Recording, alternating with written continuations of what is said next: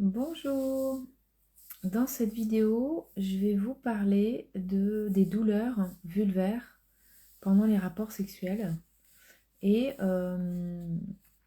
pour en fait vous donner un petit peu des clés de compréhension et pour celles qui ont ces douleurs, pouvoir savoir quoi faire en fait, vous orienter dans la jungle de ce qui se passe pour vous.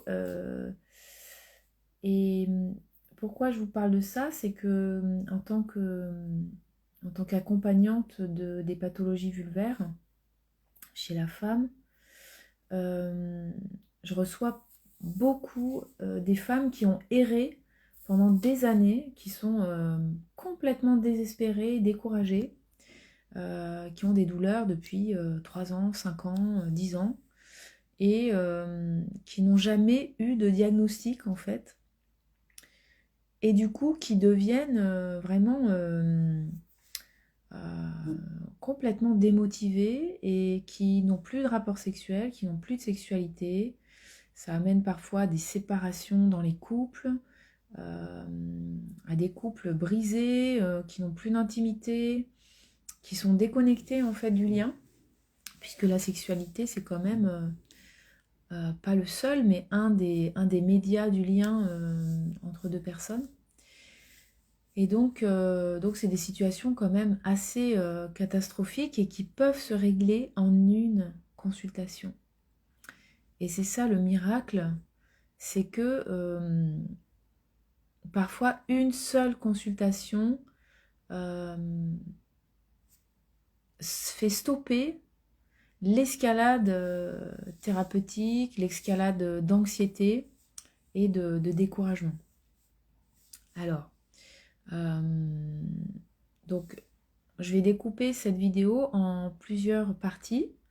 Donc la partie physique, mentale, émotionnelle, énergétique. Donc la partie physique, euh, la première chose, si vous avez une douleur vulvaire pendant les rapports sexuels ou même pas pendant les rapports mais de manière spontanée, puisque ça existe aussi, c'est-à-dire si vous vous asseyez, si vous allez à la selle, si vous avez des vêtements serrés, ou si vous marchez beaucoup, ça peut arriver des douleurs voilà, sans rapport sexuel. La première chose, c'est de consulter un médecin, donc soit un dermatologue, soit un gynécologue, soit une sage-femme. Pourquoi? Parce qu'une douleur, ça n'est pas normal et il faut poser un diagnostic. Il faut éliminer certaines pathologies comme une tumeur, donc bénigne ou maligne, qui peut être d'ailleurs locale, c'est-à-dire elle peut être visible à la peau et donc parfois palpable, mais elle peut aussi être à l'intérieur, comprimer un nerf et donner une douleur de la vulve, et à ce moment-là, on ne voit pas à l'examen, on ne palpe pas. Donc c'est très important de ne pas rester avec cette douleur et de consulter pour avoir un diagnostic médical et pour éliminer certaines pathologies qui sont importantes à traiter. Une douleur vulvaire peut être aussi ce qu'on appelle une douleur projetée, une douleur irradiée, c'est-à-dire que, par exemple, un nerf peut être comprimé au niveau de la hanche, au niveau du sacrum, au niveau du coccyx. Et comme le bassin, c'est un ensemble de muscles, de fascia, de tendons et d'organes, c'est vraiment un endroit très complexe en fait, avec comme des hamacs qui sont les uns sur les autres, qui sont les fibres musculaires et qui sont toutes reliées. Donc s'il y a une tension à un endroit, ça a des répercussions sur les autres endroits. Chaque chose qui arrive dans cet espace peut comprimer des nerfs qui vont vers la vulve. Et donc, par exemple, une arthrose de la hanche, une sciatique, une pudendalgie, c'est-à-dire une compression du nerf pudendal au niveau du bassin, voilà, toute pathologie qui peut comprimer des nerfs dans cet espace pelvien peut entraîner une douleur de la vulve. Donc c'est pareil, ça sera appréhendé par le médecin qui va vous examiner. Donc ça, on va dire que c'est donc toute la partie physique et donc qui va être éliminée par le médecin. Ensuite, il y a la partie émotionnelle, puisque le corps, c'est pas simplement des os, des muscles, des tendons, des fluides, c'est aussi des émotions. Et donc les émotions, elles ont un réel impact sur le système nerveux et sur toutes les sensations, les douleurs. Et je vais aller même un petit peu plus loin en vous expliquant que dans l'embryologie, c'est-à-dire au moment où l'embryon va être façonné dans le corps de sa mère, et avant que les organes soient créés au niveau des cellules, au moment où les cellules vont se diviser, au début, l'embryon, avant d'être un embryon, c'est une petite grappe comme une mûre, comme une framboise, avec plein de cellules. Et donc ces cellules vont se diviser pour donner les organes. Et donc les cellules de la peau et les cellules du système nerveux dérivent du même groupe de cellules. C'est dire l'intrication de ces deux organes ensemble. Donc tout ce qui va être activé au niveau du système nerveux va activer les nerfs, la peau. Donc par exemple une dépression, un syndrome anxio-dépressif, une pathologie psychiatrique, un choc émotionnel, un deuil, une séparation amoureuse, tout ça, ça peut créer dans le corps un stress, activer le système nerveux et donner des douleurs, et en particulier des douleurs vulvaires. Donc c'est très important aussi de faire le lien avec, parce que il y a des médecins malheureusement qui ne prennent pas en compte cette partie-là, et donc ils vont examiner la femme, voir avec leurs yeux qu'il n'y a rien et dire vous avez rien.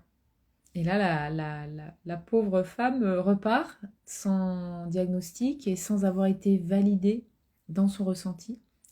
Et ça c'est vraiment très très délicat, parce qu'une douleur est une douleur, et une personne qui vient pour une douleur, elle a besoin qu'on lui dise oui, vous avez mal, on va chercher où c'est ça, ou voilà, de poser des mots sur cette souffrance en fait. Et donc parfois quand un des diagnostics les plus fréquents que je vois en consultation, c'est ce qu'on appelle la vestibulodynie. Donc c'est peut-être ce que tu as. Et c'est une activation neurologique, donc des nerfs de la vulve, qui entraîne des douleurs vulvaires et qui ne se voit pas, c'est-à-dire qu'il n'y a rien sur la peau. Parfois une petite rougeur au niveau du vestibule, c'est-à-dire de la zone arrière de la vulve, mais le plus souvent, la peau est strictement normale, il n'y a rien à voir. Et donc les médecins qui ne connaissent pas ce diagnostic vont dire vous n'avez rien. Et ça, c'est pas possible en fait. Donc si tu as des douleurs et que tu n'as rien de visible et que ton médecin t'a dit que tu n'avais rien parce que peut-être il ne sait pas ce que tu as, à ce moment-là, il faut que tu ailles voir un dermatologue spécialisé en pathologie vulvaire. Et donc tu peux trouver ça sur le site de la Société française de dermatologie, ou taper spécialiste en pathologie vulvaire, et donc tu auras la liste des praticiens en France qui font ça. Et donc ne tourne pas en rond, il y a des solutions pour que tu puisses avoir un diagnostic. Au niveau mental, maintenant, il peut y avoir aussi... Ah oui, non, pardon. Je voudrais quand même rajouter quelque chose au niveau émotionnel, parce que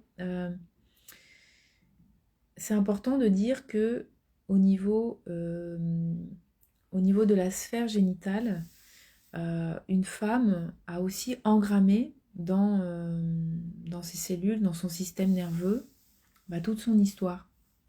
Et donc s'il y a eu des traumatismes sexuels, inceste, voilà, violence sexuelle, agression, s'il y a eu aussi des choses peut-être plus insidieuses, où par exemple un homme a un peu forcé alors que on n'était pas très ouverte à un rapport, ou même on s'est forcé nous-mêmes en disant oui et en fait c'était non à l'intérieur. Le corps il enregistre tout ça en fait, et du coup après ça peut créer des douleurs pendant les rapports. Donc ça aussi il y a des manières de faire pour rétablir un équilibre au niveau du système nerveux. Il y a des pratiques de pleine conscience, donc ça il y a plein de choses à faire. Donc pour ça je peux proposer des accompagnements en visio à distance, même si tu n'habites pas à côté, à Marseille. Et on peut voir ça ensemble. Donc ça, c'est vraiment important de le prendre en charge. Et parfois, quand les traumatismes sont trop importants, les douleurs vont être traitées par des thérapies psychocorporelles. Donc un thérapeute psychocorporel qui va aller regarder les traumatismes. Donc plutôt quelqu'un qui est spécialisé dans le traumatisme. Donc ça peut être de l'EMDR, ça peut être de l'hypnose, ça peut être de la gestalt thérapie, ça peut être du somatic experiencing ou du NARM. Voilà, il y a plein de choses maintenant dans le psychocorporel qui existent, qui sont absolument magnifiques pour prendre en charge ça. Et au niveau mental, puisque tout est relié, il y a parfois aussi, pendant les rapports, des difficultés à être en pleine conscience avec soi-même. Et donc, comme il y a une intrication entre le mental et le corps physique, certaines pensées qui vont tourner en rond, par exemple, comme je suis en train de faire l'amour avec mon partenaire et je pense à la machine à laver, aux courses que je dois faire, aux enfants qui sont à l'école. Ou alors, des souvenirs peuvent émerger, des images, ou des pensées d'envahissement, que l'autre c'est trop intense, ça m'agresse.